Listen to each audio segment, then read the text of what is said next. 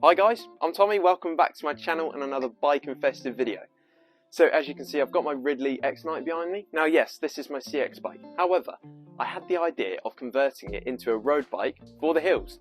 What's the point in spending 3 grand or even 15 grand? And yes, that is a big jump, but you can spend that on a bike if you want to, if you've got the money. But what's the point? Because I'm actually going to convert this bike into the hill climb bike and save myself so much money.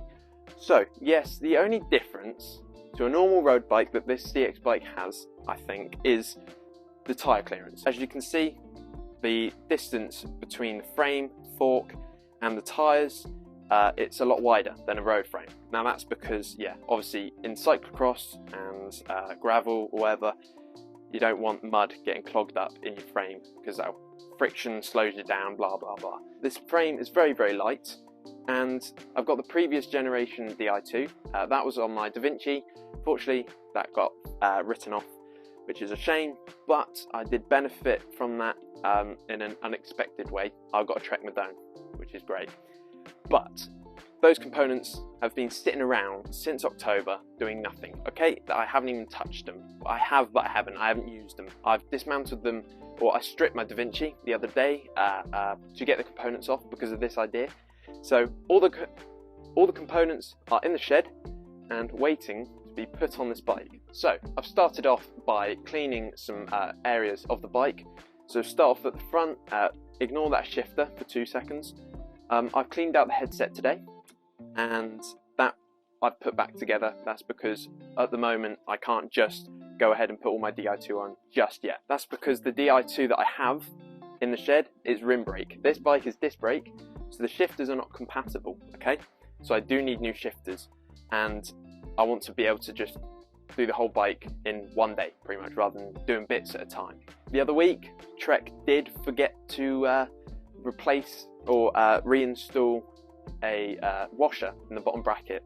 Thankfully, they did post that first class with, and it was very, very kind of them, a £20 voucher to spend in store. So a huge thank you to them because yeah, they didn't need to do that, but I had to use the washer that is on this CX bike.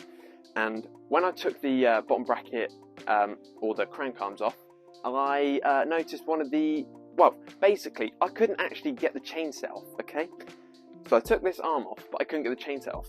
So I had to get a cloth, folded it up a couple of times to act like a dampener. I was hitting the axle through, and when the chain set came out, I realised that it pulled the bearing out with it, and that's because the bearing had seized onto the axle of the chain set.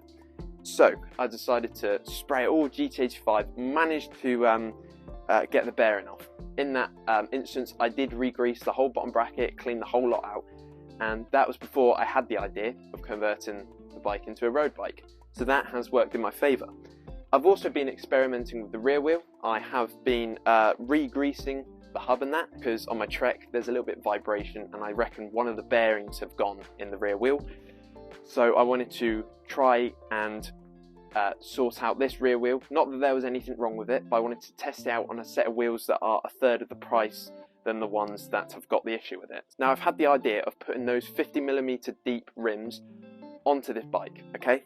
So that means, yes, because it's a 12-speed Ultegra on my Madone, I will have to change cassettes over, but that's absolutely fine, because I will also be swapping the disc rotors. That's because the 160s are not compatible with this frame, and I will have to buy 2 new ones because these ones are a little bit worse for wear. That's it for the wheels. So yeah, carbon wheels on here. It will make it a bit lighter, and yes, 2 new rotors.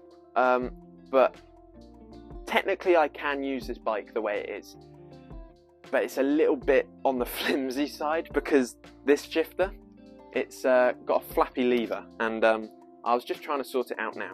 I am aware that these 2 bolts have something to do with the hydraulic fluid and stuff, and the bleeding process. However, I don't have brakes because I was trying to sort out this flappy shifter.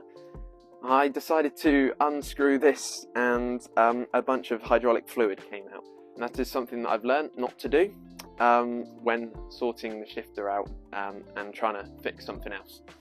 So pedals need to be replaced, and so does the saddle. That's because this got obliterated when it got jet washed at the CX race, national race in Derby. I've taken the saddle off my Da Vinci and it will go on here. I need to cut this, you can't see that, I need to cut this, what's it called, stack height, and I need to put a longer stem on here. So there is one downside to this frame, and that's the fact that it's only got one bottle cage mount. That's not an issue in the greater scheme of things. I would have preferred to have two, but that's not possible, and that's just the way the frame's designed, because it's not designed for road, it's designed for CX. Just so you know, you do not need to be changing components and upgrading to Di2 just to convert your CX bike into a road bike for the hills. The only reason I am doing this is because the shifter is kind of, dead.